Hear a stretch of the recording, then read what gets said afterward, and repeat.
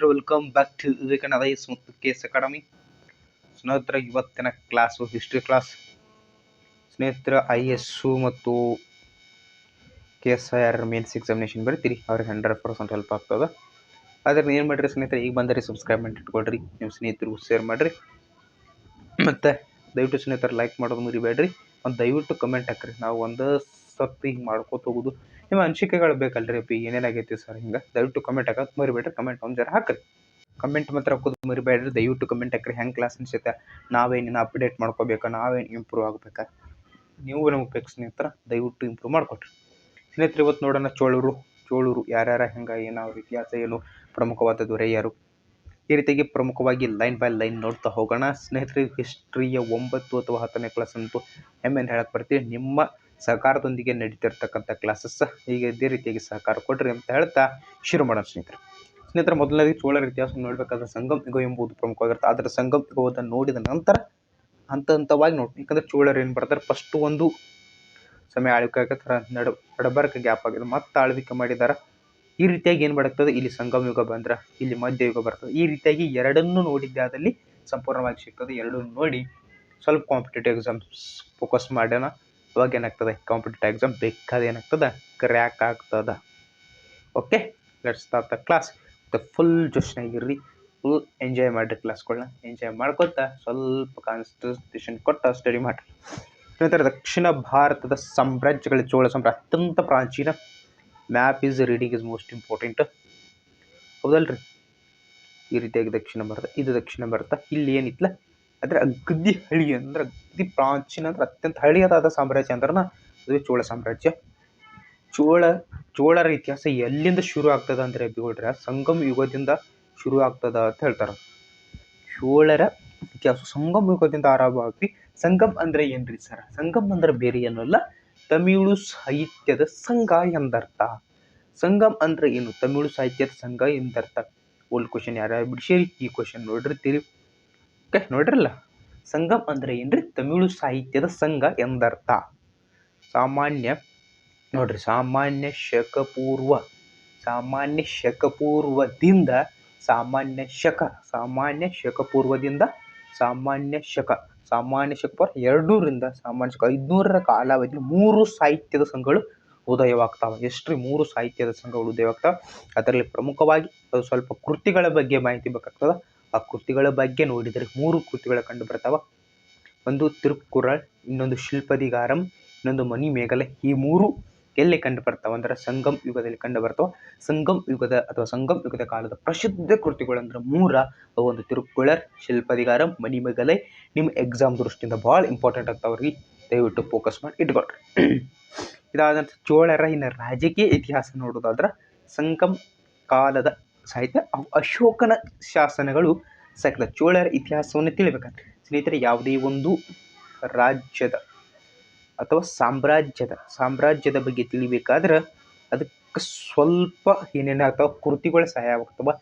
ಅಲ್ಲಿ ಸಿಕ್ಕಂಥ ಮುದ್ರೆಗಳಾಗಿರ್ಬೋದು, ಲಿಪಿಗಳಾಗಿರ್ಬೋದು, ಶಾಸನಗಳು, ಆ ರೀತಿ ಯಾವ ರೀತಿ ಸಹಾಯ ಆಗ್ತಾವೆ, ಅದೇ ರೀತಿಯಾಗಿ ಚೋಳರ ಇತಿಹಾಸ ತಿಳಿದುಕೊಳ್ಳಕ್ಕೆ ನಮಗೆ ಏನಾಗ್ತದೆ, ಒಂದು ಸಂಗಮ್ ಕಾಲದ ಸಾಹಿತ್ಯ ಅಂದರೆ ಸಂಗಮ ಕಾಲದ ಸಾಹಿತ್ಯ ಅಂದರೆ ಅವೇ 3 ಕೃತಿಗಳು, ತಿರುಕ್ಕುಳರ್, ಶಿಲ್ಪದಿಗಾರ, ಮಣಿಮೇಗಲೆ ಮತ್ತು ಅಶೋಕನ ಶಾಸನಗಳ ಸಹಾಯ ಆಗ್ತದೆ. ಅಂದರೆ ಅಶೋಕ ಇವರು ಸಮಕಾಲೀನರು ಎಂಬುದು ನಿಮ್ಮ ಗಮನಕ್ಕೆ ಬರ್ತದೆ. ಅಶೋಕ ಯಾವ ರೀತಿಯಾಗಿ ಆಳ್ವಿಕೆ ಮಾಡಿದ, ಇವರು ದಕ್ಷಿಣ ಭಾರತಕ್ಕೆ ಮಾಡಿದ್ರೆ ಆ ದಕ್ಷಿಣ ಉತ್ತರ ಎರಡೂ ಕಡೆ ಆಳ್ವಿಕೆ ಮಾಡ್ತಾನೆ. ಸ್ವಲ್ಪ ಈ ರೀತಿಯಾಗಿ ಜಾಯಿಂಟ್ ಮಾಡ್ಕೊಂಡು ಹೋದ್ರಿ, ನಾಳೆ ನಿಮ್ಗೆ ಹೆಲ್ಪ್ ಆಗ್ತದ. ಆದ ನಂತರ ಇನ್ನು ನೋಡೋದಾದ್ರೆ ಅಶೋಕನ ಶಾಸನಗಳು ಸಹ ಇವರ ಇತಿಹಾಸವನ್ನು ತಿಳಿಯಲು ಸಹಾಯಕ. ಇವರ ಮೊದಲ ದೊರೆ ಯಾರ, ಆಗ ಸ್ಥಾಪಕ ಯಾರ ಅಂತಾರೆ ಇಳಯ್ಯಾಣ ಚೋಳ ಇವರ ಮೊದಲ ದೊರೆ ಆಗ್ತಾನೆ. ಇಳಯ್ಯಾಣ ಚೋಳ ಇವರ ಮೊದಲ ದೊರೆ. ಇವರ ರಾಜಧಾನಿ ಅಂದರೆ ಇಳಯ್ಯಾಣ ಚೋಳನ ಕಾಲಾವಧಿಯಲ್ಲಿ ಇವನ ರಾಜಧಾನಿ ಯಾವುದಾಗಿತ್ತಂದರೆ ಉರೆಯೂರು ಇವನ ರಾಜಧಾನಿ ಹೇಗಿತ್ತು. ಆದ ನಂತರ ಇಳಯ್ಯಾಣ ಚೋಳ ನಂತರ ಬರುವನೇ ಕರಿಕಾಲ ಚೋಳ. ಯಾರು ಬರ್ತಾರೆ? ಕರಿಕಾಲ ಚೋಳ ಬರ್ತಾನೆ. ಇವ ತುಂಬ ಪರಾಕ್ರಮ ಆಗಿರ್ತಾನೆ, ಇವರ ಯೋಧ ಆಗಿರ್ತಾನೆ, ಹೋರಾಡುತ್ತಿರ್ತಾನೆ, ಅಗ್ದಿ ಸ್ಟ್ಯಾಂಡರ್ಡ್ ಮನುಷ್ಯ ಇರ್ತಾನೆ ಚೋಳರಲ್ಲಿ. ಆದ್ದರಿಂದ ಏನು ಮಾಡ್ತಾನೆ, ಚೇರ ಮತ್ತು ಪಾಂಡ್ಯರನ್ನು ಸೋಲಿಸುತ್ತಾನೆ. ಚೇರ ಮತ್ತು ಪಾಂಡ್ಯರನ್ನು ಸೋಲಿಸುವುದರ ಮುಖಾಂತರ ತನ್ನ ಸಾಮ್ರಾಜ್ಯದ ಎಲೆಗಳನ್ನು ಅಥವಾ ಗಡಿಗಳನ್ನು ವಿಸ್ತರಣೆ ಮಾಡ್ತಾನೆ. ಅದನ್ನು ತನ್ನ ಸಾಮ್ರಾಜ್ಯವನ್ನು ದೊಡ್ಡದು ಮಾಡ್ತಾನೆ. ಅಷ್ಟೇ ಅಲ್ಲದ ಸ್ನೇಹಿತರೆ, ಇವನು ಬಲಿಷ್ಠ ನೌಕಾಪಡೆಯನ್ನು ಹೊಂದಿರ್ತಾನೆ. ಆ ನೌಕಾಪಡೆಯನ್ನು ಹೊಂದಿರುವ ಕಾರಣದಿಂದ ಇವು ಸಿಂಹಳದವರೆಗೆ. ಸಿಂಹಳ ಅಂದರೆ ಯಾವುದ್ರಿ ಸರ್ ಸಿಂಹಳ ಅಂದರೆ ಯಾವ್ದು ಹೇಳ್ರಿ? ಶ್ರೀಲಂಕಾ. ಹೇಳಿ ಕೇಳಿ ಇವರು ದಕ್ಷಿಣ ಭಾರತ ಒಳಗಿದ್ರಿ. ಅದರಿಂದ ಶ್ರೀಲಂಕಾ ಒಂದು ಬಲಿಷ್ಠವಾದ ನೌಕಾಪಡೆಯನ್ನು ತೆಗೆದುಕೊಂಡು ಹಡಗುಗಳನ್ನು ತೆಗೆದುಕೊಂಡು ಆ ಹಡಗುಗಳ ಮುಖಾಂತರ ಏನು ಮಾಡ್ತಾರೆ? ಶ್ರೀಲಂಕಾದ ಮೇಲೆ ದಾಳಿ ಮಾಡಿ ಶ್ರೀಲಂಕಾವನ್ನು ತನ್ನ ಕಂಟ್ರೋಲ್ ಅಂದರೆ ವಶಪಡಿಸಿಕೊಳ್ತಾನ. ಶ್ರೀಲಂಕಾವನ್ನು ವಶಪಡಿಸಿಕೊಂಡ ಚೋಳರ ದೊರೆ ಯಾರು ಅಂತ ನಿಮಗೆ ಕ್ವಶನ್ ಆಗ್ತಾರ. ಯಾರಂತಂದ್ರೆ ಕರಿಕಾಲ ಚೋಳ. ಕರಿಕಾಲ ಚೋಳ ಶ್ರೀಲಂಕಾವನ್ನು ವಶಪಡಿಸಿಕೊಳ್ತಾನ, ಅಥವಾ ಈಗ ಪ್ರೆಸೆಂಟ್ಲಿ ಶ್ರೀಲಂಕಾ ಅಂತಾನೂ ನಿಮ್ಮ ಕ್ವಶನ್ ಪೇಪರಲ್ಲಿ ಬರ್ಬೋದು, ಅಥವಾ ಸಿಂಹಳ ಅಂತ ಕ್ವಶನ್ ಪೇಪರ್ ಬರುವುದು. ದಯವಿಟ್ಟು ಫೋಕಸ್ ಮಾಡಿ ಇಟ್ಕೊಡ್ರಿ. ನಿಮ್ಗೆ ಹಳಿ ಕಾಲದ ಹೆಸರು ಇಂಪಾರ್ಟೆಂಟ್ ಆಗ್ತಾವ, ಹೊಸ ಕಾಲದ ಹೆಸರು ಇಂಪಾರ್ಟೆಂಟ್ ಆಗ್ತಾವ. ಎರಡೂ ಓದ್ಕೊಡ್ರಿ. ಓಕೆ ಸ್ನೇಹಿತರೆ, ಎರಡೂ ಇಂಪಾರ್ಟೆಂಟ್. ಅಷ್ಟೇ ಅಲ್ಲದೆ ಇವೇನು ಮಾಡ್ತಾನ್ರಿ, ಒಂದು ನೀರಾವರಿ ಸೌಲಭ್ಯಕ್ಕಾಗಿ ಒಂದು ಅಣೆಕಟ್ಟನ್ನು ಕಟ್ತಾನೆ. ಅಣೆಕಟ್ಟಿನ ಹೆಸರೇ ಕಲ್ಲಣೆ ಅಣೆಕಟ್ಟು. ಕಲ್ಲಣೆ ಅಣೆಕಟ್ಟನ್ನು ಕಟ್ಟಿದ ಚೋಳರ ರಾಜ ಯಾರಂತಂದ್ರೆ ಕರಿಕಾಲ ಚೋಳ. ಕರಿಕಾಲ ಚೋಳ ಕಟ್ಟಿರುವ ಅಣೆಕಟ್ಟಿನ ಹೆಸರು ಏನಂತ ಕೇಳ್ತಾರ, ಅದುವೇ ಕಲ್ಲಣೆ ಅಣೆಕಟ್ಟು. ಇವನ ನಂತರ ರಾಜಕತೆ ಉಂಟಾಗ್ತದೆ. ಚೋಳ ಸಾಮ್ರಾಜ್ಯದ ರಾಜಕತೆ ಉಂಟಾಗಿರುವುದರಿಂದ ಪಲ್ಲವರು ಇಲ್ಲಿ ಪ್ರಮುಖರಾಗ್ತಾರೆ. ಪಲ್ಲವರ ಬಲಿಷ್ಠರಾಗುವುದರಿಂದ ಏನಾಗ್ತದ, ಚೋಳರ ಸಾಮ್ರಾಜ್ಯ ನಿಧಾನವಾಗಿ ಅವನತಿಯತ್ತ ಸಾಗ್ತದ. ಅವನತಿಯತ್ತ ಸಾಗ್ತದಂದ್ರೆ ಒಬ್ಬ ವ್ಯಕ್ತಿ ಬಲಿಷ್ಠ ಆದ ತಕ್ಷಣ ಬಲಿಷ್ಠವಾದ ವ್ಯಕ್ತಿ ವೀಕ್ ಇರೋ ವ್ಯಕ್ತಿಯನ್ನು ತುಳಿತಾನ. ಆವಾಗ ಸ್ನೇಹಿತರೆ ಇದು ಹೊಡೆದಾಡುತ್ತೆ. ಯಾಕಂತಂದ್ರೆ ಆಗ ರಾಜ್ಯವಂಶಗಳಿದ್ದು. ಹಾಗಾಗಿ ಏನಾಗ್ತದ, ಸಂಗಮ ಯುಗದ ಕೊನೆಯ ದೊರೆ. ಸ್ನೇಹಿತರೆ ಇಲ್ಲಿ ನೋಡ್ರಿ, ನಾನು ಚೋಳರ ಕೊನೆಯ ದೊರೆ ಅಂತ ಹೇಳಕತ್ತಿಲ್ಲ, ಸಂಗಮ ಯುಗದ ಕೊನೆಯ ದೊರೆ ಅಂತ ಹೇಳಕತ್ತೀನಿ. ಯಾಕಂದ್ರೆ ಚೋಳರು ಮತ್ತೆ ಆಳ್ವಿಕೆಗೆ ಬರ್ತಾರ. ಓಕೆ, ಇಲ್ಲಿಗೆ ಅವ್ರಿಗೆ ಎಂಡ್ ಆಗಲ್ಲ, ಪೂರ್ತಿ ಅವ್ರು ಇಲ್ಲಿಗೆ ಎಂಡ್ ಆಗಲ್ಲ, ಸ್ವಲ್ಪ ವೀಕ್ ಆಗಿ ಸಂಗಮ ಯುಗ ಮುಗಿತದಿಲ್ಲಿ. ಸಂಗಮ ಯುಗದ ನಂತರ ಏನಾಗ್ತಾರೆ, ಕೊನೆಯ ದೊರೆ ಯಾತಂದ್ರೆ ಶೇಗುಣಿಯನ್. ಸಂಗಮ ಯುಗದ ಕೊನೆಯ ದೊರೆ ಯಾರು? ಶೇಗುಣಿಯನ್. ಆ ಶೇಗುಣಿಯನ್ನು ಸೋಲಿಸುವುದರ ಮುಖಾಂತರ ಯಾರು ಬೆಳಕಿಗೆ ಬರ್ತಾರೆ ಅಥವಾ ಯಾರು ಸಾಮ್ರಾಜ್ಯ ಬರ್ತಾರಂದ್ರೆ ಪಲ್ಲವರು ಬೆಳಕಿಗೆ ಬರ್ತಾರೆ. ಇಲ್ಲಿ ಪಲ್ಲವರು ಬಲಿಷ್ಠ ಆಗ್ತಾರ. ಆದ್ದರಿಂದ ಸಂಗಮ ಯುಗ ಏನಾಗ್ತದೆ, ಸಾಮಾನ್ಯ ಶಕ 3ನೇ ಶತಮಾನದ ಹೊತ್ತಿಗೆ ಕೊನೆಗೊಂಡ್ಬಿಡ್ತದೆ. ಸಂಗಮ ಯುಗ ಕೊನೆಗೊಂಡಿದ್ವಿ. ಈಗ ಯಾವ್ದು ಮುಗಿತ್ರಿ? ಸಂಗಮ ಯುಗ ಮುಗಿತ್ರಿ. ಇಲ್ಲಿ ಸಂಗಮ ಯುಗ ಹೋಯ್ತು, ಆದರೆ ಚೋಳರು ಹೋಗಲಿಲ್ಲ. ಚೋಳರು ಇನ್ನೂ ಸಣ್ಣ ಪುಟ್ಟ ಸಂಸ್ಥಾನಗಳಿಂದ ಆಗಿರಬಹುದು ಈ ರೀತಿ ಆಳ್ವಿಕೆ ಮಾಡ್ಕೊತಿದ್ರು. ಬಟ್ ಇಲ್ಲಿ ಏನಾಯ್ತು, ಸಂಗಮ ಯುಗ ಕೊನೆಯಾಯಿತು. ಸಂಗಮ ಯುಗ ಕೊನೆ. ಸಂಗಮ ಯುಗದ ಕೊನೆಗಿದ್ದರ ಶೇಗುಣಿಯನ್ನನ್ನು ಸೋಲಿಸಿದವರು ಯಾರ? ಪಲ್ಲವರು ಸೋಲಿಸಿರು. ಈಗ ಏನಾಯ್ತು, ಸಂಗಮ ಯುಗ ಮುಗಿತು, ಬಟ್ ಚೋಳರು ಮುಗಿಲಿಲ್ಲ. ಇನ್ನು ಮುಂದೆ ಚೋಳರು ಬಂದೇ ಬರ್ತಾರ. ಅದನ್ನ ನೋಡೋಣ ಸ್ನೇಹಿತರೆ, ಯಾವಾಗ ಬರ್ತಾರ. ಸ್ನೇಹಿತರೆ, ಚೋಳರು ಸಂಗಮ ಯುಗವನ್ನು ಮುಗಿದ ನಂತರ ಶೇಗುಣಿಯನ್ ಹೋದ ನಂತರ ಮತ್ತೆ ಬರ್ತಾರ. ಅದೇ ಸ್ನೇಹಿತರ ಮಧ್ಯಕಲ್ಲಿನಲ್ಲಿ ಬರ್ತಾರ. ಮಧ್ಯಕಲ್ಲಿನ ಚೋಳರ ಇತಿಹಾಸ ದೊರೆ ವಿಜಯಾಲ ಚೋಳ ಪ್ರಮುಖ ಆಗ್ತಾನೆ. ಮಧ್ಯಕಾಲೀನ ಚೋಳರ ಇತಿಹಾಸ ನೋಡಿದಾಗ ವಿಜಯಾಲ ಚೋಳ ಪ್ರಮುಖ ಆಗ್ತಾನೆ. ಇವನು ಸಾಮಾನ್ಯ ಶಕ 850 ಪಲ್ಲವರ ಅಪರಾಜಿತ ವರ್ಮನನ್ನು ಕೊಂದು ಚೋಳ ಪ್ರಭುತ್ವಕ್ಕೆ ಇಳಿಸ್ತಾನೆ. ಸ್ನೇಹಿತರ, ಮೊದಲಿಗೆ ಏನಾಗ್ತಾನ, ಇಲ್ಲಿ ಚೋಳರು ವರ್ಸಸ್ ಪಲ್ಲವರಲ್ಲಿ ಏನಾಗ್ತಾರೆ, ಪಲ್ಲವರಿಗೆ ಇಲ್ಲಿ ಸಹಿಸ್ತಾರ, ಚೋಳರು ಸೋಲಿಸಿ ಸಂಗಮ ಕೊಂಡ್ಬಿಡ್ತಾರೆ. ಅದರ ಮಧ್ಯಕಾಲೀನಲ್ಲಿ ಏನಾಗ್ತದೆ, ಮತ್ತೆ ಚೋಳರು ಪಲ್ಲವರಾಗ್ತಾರೆ. ಇಲ್ಲಿ ಪಲ್ಲವರು ಸೋಲ್ತಾರ, ಚೋಳರ ಬೆಳಕಿಗೆ ಬರ್ತಾರ. ಅದೇ ಯಾವ ದೊರೆ ಅಂದ್ರೆ ಪಲ್ಲವರ ಅಪರಾಜಿತ ವರ್ಮನನ್ನು ಸೋಲಿಸೋದ್ರ ಮುಖಾಂತರ ಮತ್ತೆ ಚೋಳ ಸಾಮ್ರಾಜ್ಯ ಬೆಳಕಿಗೆ ಬರ್ತದ. ಆ ವಿಜಯಾಲ ಚೋಳ ಏನು ಮಾಡ್ತಾನ, ಪಲ್ಲವರ ಅಪರಾಜಿತರನ್ನು ಸೋಲಿಸಿ ಮತ್ತೆ ಚೋಳ ಸಾಮ್ರಾಜ್ಯನ ಸ್ಥಾಪನೆ ಮಾಡ್ತಾನ. ಹಾಗಾಗಿ ಇವನ ರಾಜಧಾನಿ ತಂಜಾವೂರಾಗಿರ್ತದ.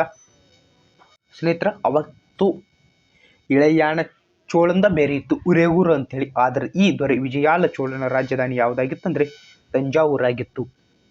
ಇವನ ನಂತರದಲ್ಲಿ ಅನುಕ್ರಮವಾಗಿ ಅಧಿಕಾರಕ್ಕೆ ಬರ್ತಾರೆ ರಾಜರು. ಆದ ನಂತರ ಯಾರು ಬರ್ತಾರೆ, 1ನೇ ಆದಿತ್ಯ ಚೋಳ ಬರ್ತಾನೆ, 1ನೇ ಪರಾಂತಕ ಬರ್ತಾನೆ.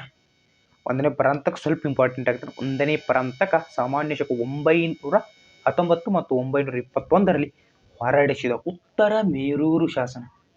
ಸ್ನೇಹಿತರೆ, ಎಷ್ಟು ಸಾರಿ ಕ್ವಶನ್ ಆಗಿಲ್ಲ ನೀವು ಹೇಳ್ಕೊಳ್ರಿ. ನನ್ನ ಅನಿಸಿಕೆ ಪ್ರಕಾರ ಒಂದು 30ರಿಂದ 40 ಸಾರಿ ಕ್ವಶನ್ ಆಗಿದೆ. SD ಆಗಿರ್ಬೋದು, ವಿಲೇಜ್ ಅಕೌಂಟ್ ಆಗಿರ್ಬೋದು. ವಿಲೇಜ್ ಅಕೌಂಟ್ ಈ ಸಲ ಕ್ವಶನ್ ಪೇಪರ್ ನಡೆದ PDOಕ್ ಆಗಿದೆ, PCಗೆ ಆಗಿದೆ, PSIಗೂ ಆಗಿದೆ. ಪ್ರತಿಯೊಂದು ಕ್ವಶನ್ ಆಗ್ತದೆ ರೀ. ಎಪಿದ ಉತ್ತರ ಮೇರೂರು ಶಾಸನ ಭಾಳ ಸರಿ ಕ್ವಶನ್ ಆಗಿದೆ. ಹಳಿ ಕ್ವಶನ್ ಪೇಪರ್ ಯಾರು ಬಿಡಿಸ್ತೀರಿ ಅವ್ರಿಗೆ ಗೊತ್ತಿರ್ತದೆ ಇದರಲ್ಲ. 1ನೇ ಪರಾಂತಕನ ಸಾಮಾನ್ಯ ಶಕ 919-21ರಲ್ಲಿ ಹೊರಡಿಸಿದ ಉತ್ತರ ಮೇರೂರು ಶಾಸನ ಚೋಳರ ಗ್ರಾಮಾಡಳಿತವನ್ನು ತಿಳ್ಕೊಳ್ಳೋಕೆ ಏನಾಗ್ತದೆ, ಸಹಾಯಕವಾಗಿತ್ತು. ಅಷ್ಟೇ ಐತೇನ್ರಿ, ಮತ್ತೇನು ಮಾಡ್ತಾನೆ? ಅಷ್ಟೇ ಅಲ್ಲದ ಸ್ನೇಹಿತರ, 949 ಚೋಳರು ವರ್ಸಸ್ ರಾಷ್ಟ್ರಕೂಟರ ನಡುವೆ ಕದನ ಶುರು ಆಗ್ತದ. ರಾಷ್ಟ್ರಕೂಟರ ನಡುವೆ ಕದನದ ಹೆಸರೇ ತಕ್ಕೋಳಂ ಕದನ. ತಕ್ಕೋಳಂ ಕದನ ಸಹ ಇಂಪಾರ್ಟೆಂಟ್ ಆಗ್ತದೆ. ತಕ್ಕೋಳಂ ಕದನ ನಡೀತು. ಈ ಕದನದಲ್ಲಿ ಚೋಳರು ಸೋಲ್ತಾರ. ಚೋಳರು ಏನಾಗ್ತಾರೆ, ಸೋಲ್ತಾರ. ಚೋಳ ಸಾಮ್ರಾಜ್ಯ ಕುಸಿತದ. ನಂತರ ಅಧಿಕಾರಕ್ಕೆ ಬಂದ ರಾಜರಾಜ ಚೋಳ ಮತ್ತು ಮತ್ತೆ ಚೋಳ ಸಾಮ್ರಾಜ್ಯವನ್ನು ಸುಧಾರಿಸ್ತಾರೆ. ರಾಜರಾಜ ಚೋಳ ಮತ್ತು ರಾಜೇಂದ್ರ ಚೋಳ ಚೋಳ ಸಾಮ್ರಾಜ್ಯದ ವಿಸ್ತರಣೆ ಮಾಡ್ತಾರ. ಸ್ನೇಹಿತರೆ ಮುಂದುವರೆದು ನೋಡೋದಾದ್ರೆ ಒಂದನೇ ರಾಜರಾಜ ಚೋಳ. ಸ್ನೇಹಿತರೆ ಒಂದನೇ ರಾಜರಾಜ ಚೋಳ ಸಾಮಾನ್ಯ ಶಕ 985ರಿಂದ 1014ರವರೆಗೆ ಯಾರು ಬರ್ತಾರ? ಒಂದನೇ ರಾಜರಾಜ ಚೋಳ ಬರ್ತಾನೆ. ಎರಡನೇ ಪರಾಂತಕನ ಮಗನೇ ಯಾರಂತಂದ್ರೆ ಒಂದನೇ ರಾಜರಾಜ ಚೋಳ. ಎರಡನೇ ಪರಾಂತಕನ ಮಗನಾದ ಒಂದನೇ ರಾಜರಾಜ ಚೋಳನು ಚೋಳ ವಂಶದ ಶ್ರೇಷ್ಠ ದೊರೆ ಆಗ ಕಾರಣ ಏನ್ರಿ? ತನ್ನ ಸಾಮ್ರಾಜ್ಯ ವಿಸ್ತರಣೆ ಮಾಡಿರ್ತಾನ, ಕಲಾ ಪೋಷಣೆಗೆ ಕೊಟ್ಟಿರ್ತಾರೆ. ಕೆಲವರು ಬರೀ ಸೈನಿಕ ಸಾಧನೆಗಳ ಮುಖಾಂತರ ಪ್ರಮುಖರಾಗಿರ್ತಾರೆ. ಫಸ್ಟಲ್ಲಿ ನಿಮಗೆ ಏನಿಟ್ಕೊಳ್ಳಿ, ಚೋಳ ಸಾಮ್ರಾಜ್ಯದ ಪ್ರಮುಖ ದೊರೆ ಯಾರಂತ ಕೇಳಿದರೆ ಒಂದನೇ ರಾಜ ಚೋಳ. ಯಾಕಂದ್ರೆ ಇನ್ನು ರಾಜೇಂದ್ರ ಚೋಳ ಬರ್ತಾನ, ಹೆಸರು ನೆನ್ಪಿಟ್ಕೊಳ್ರಿ. ಒಂದನೇ ರಾಜ ಚೋಳ ಪ್ರಮುಖವಾಗಿರ್ತಾನೆ. ಇವನು ರಾಷ್ಟ್ರಕೂಟರ ದಾಳಿಯಿಂದ ದುರ್ಬಲವಾಗಿದ್ದ. ರಾಷ್ಟ್ರಕೂಟರದ ಸೋಸಿರಲಿ ಎಲ್ರಿ ತಕ್ಕೋಳಂ ಕದನದಲ್ಲಿ ಸೋತಿರಲ್ಲ. ತಕ್ಕೋಳಂ ಕದನದಲ್ಲಿ ಸೋತಿರ್ತಕ್ಕಂಥ ಚೋಳ ಸಾಮ್ರಾಜ್ಯ ಸ್ವಲ್ಪ ಕುಸಿದಿರ್ತದ. ಅವರ ಆಶೆಗಳೇನಾಗಿರ್ತಾವ? ನೀರ್ಪಾಲಾಗಿರ್ತಾವ. ಆದ್ರೆ ಮತ್ತೆ ಸಿಡಿದದ್ದ ಚೋಳರ ರಾಜ್ಯ ಒಂದನೇ ರಾಜ ಚೋಳ ರಾಷ್ಟ್ರಕೂಟರ ಮೇಲೆ ದಾಳಿ ಮಾಡ್ತಾನ. ಮತ್ತೇನಾಗ್ತಾನ? ತನ್ನ ಸಾಮ್ರಾಜ್ಯಕ್ಕೆ ಬುನಾದಿ ಆಗ್ತಾನ. ನೀವು ಒಂದ್ಸಲಿ ಸೋತ್ರ ಬಿಡಬೇಡ್ರಿ, ಮತ್ತೆ ಪ್ರಯತ್ನ ಪಡ್ರಿ. ಸೈನಿಕ ಸಾಧನೆ ನೋಡಿದ್ರೆ ದಕ್ಷಿಣ ವಿಜಯಗಳು ನೋಡಿದ್ರೆ ಒಂದನೇ ರಾಜ ಚೋಳನು ತನ್ನ ದಕ್ಷಿಣ ಭಾಗದ ಮೇಲೆ ದಂಡೆತ್ತಿ ಹೋಗ್ತಾನ. ಪಾಂಡ್ಯರಾಗಿರ್ಬೋದು, ಚೇರರಾಗಿರ್ಬೋದು, ಸಿಂಹದವರೆಗೆ ಹೋಗಿ ಹೋರಾಡಿ ಯುದ್ಧದಲ್ಲಿ ಗೆಲ್ತಾನ. ಇಷ್ಟು ಇದ್ರ ಬಗ್ಗೆ ಪ್ರಮುಖವಾಗುತ್ತದ. ಈ ದಕ್ಷಿಣ ವಿಜಯಗಳ ದಂಡಯಾತ್ರೆ ನೆನಪಿಗಾಗಿ ಏನು ಮಾಡ್ತಾನ? ಒಂದು ನೆನಪಿಗೆ ಪೊಲೆನೂರು ಎಂಬಲ್ಲಿ ಒಂದು ಶಿವ ದೇವಾಲಯ ಕಟ್ತಾನೆ. ಇದು ನಿಮ್ಮ ಎಕ್ಸಾಮ್ ದೃಷ್ಟಿಯಿಂದ ಇಂಪಾರ್ಟೆಂಟ್. ಓಕೆ, ಸಿಂಹಳದವರೆಗೆ ಹೋಗ್ತಾನ. ಚೇಳ, ಪಾಂಡ್ಯ, ಚೇರರನ್ನು ಸೋಲಿಸ್ತಾನ. ಇದ್ರ ಎಲ್ಲ ಬಲಿಷ್ಠವಾಗಿರ್ತಕ್ಕಂಥ ಸಾಮ್ರಾಜ್ಯಗಳನ್ನು ಸೋಲಿಸಿ ಗೆಲ್ಲುವುದರ ಮುಖಾಂತರ ಇದೇನು ದಕ್ಷಿಣ ವಿಜಯವನ್ನು ಸಾಧಿಸ್ತಾನಲ್ಲ, ಅದಕ್ಕೆ ನೆನಪಿಗೋಸ್ಕರ ಏನು ಮಾಡ್ತಾನೆ? ಪೊಲೆನೂರು ಎಂಬಲ್ಲಿ ಒಂದು ಶಿವ ದೇವಾಲಯನ ಕಟ್ತಾನ.